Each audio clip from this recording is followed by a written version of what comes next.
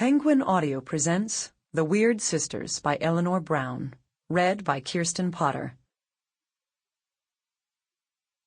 But we only called the fire brigade, and soon the fire engine came, and 3 tall men in helmets brought a hose into the house, and Mr. Prothero got out just in time before they turned it on. Nobody could have had a noisier Christmas Eve. And when the firemen turned off the hose and were standing in the wet, smoky room, Jim's aunt, Miss Prothero, came downstairs and peered in at them. Jim and I waited very quietly to hear what she would say to them. She said the right thing, always. She looked at the 3 tall firemen in their shining helmets, standing among the smoke and cinders and dissolving snowballs, and she said, "Would you like anything to read?" Dylan Thomas, A Child's Christmas in Wales. I dreamt last night of the 3 weird sisters. William Shakespeare, Macbeth. Prologue. We came home because we were failures. We wouldn't admit that, of course, not at first, not to ourselves, and certainly not to anyone else. We said we came home because our mother was ill, because we needed a break, a momentary pause before setting off for the next big thing. But the truth was, we had failed, and rather than let anyone else know, we crafted careful excuses and alibis and wrapped them around ourselves like a cloak to keep out the cold truth. The first stage, denial. For Cordelia, the youngest, it began with the letters. They arrived the same day, though their contents were so different that she had to look back at the postmarks to see which one had been sent first. They seemed so simple. Paper in her hands, vulnerable to rain or fire or incautious care, but she would not destroy them. These were the kind you save, folded into a memory box, to be opened years later with fingers against crackling age, heart pounding with the sick desire to be possessed by memory.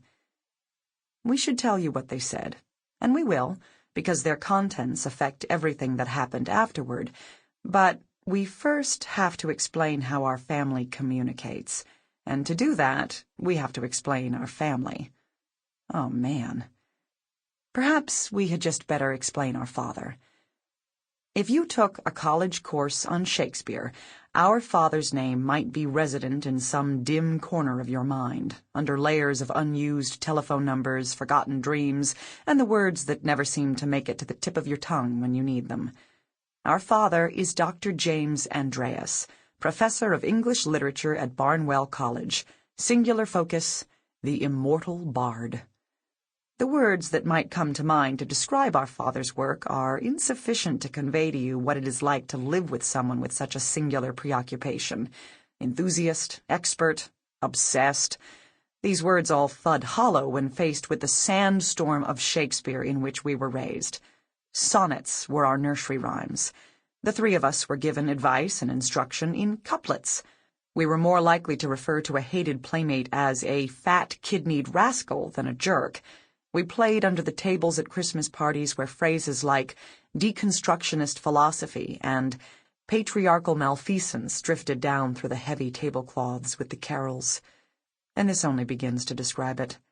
But it is enough for our purposes. The first letter was from Rose, precise pen on thick vellum. From Romeo and Juliet. Cordy knew it at once. We met, we wooed, and made exchange of vow. I'll tell thee as we pass, but this I pray, that thou consent to marry us today. And now you will understand this was our oldest sister's way of telling us that she was getting married. The second was from our father. He communicates almost exclusively through pages copied from the Riverside Shakespeare. The pages are so heavily annotated with decades of thoughts, of interpretations, that we can barely make out the lines of text he highlights. But it matters not.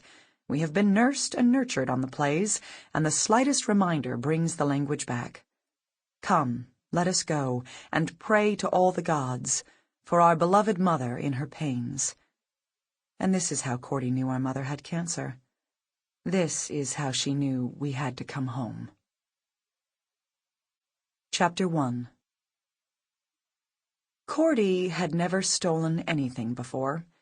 As a matter of pride, when our friends were practicing their light-fingered shuffles across the shelves of Sample complete.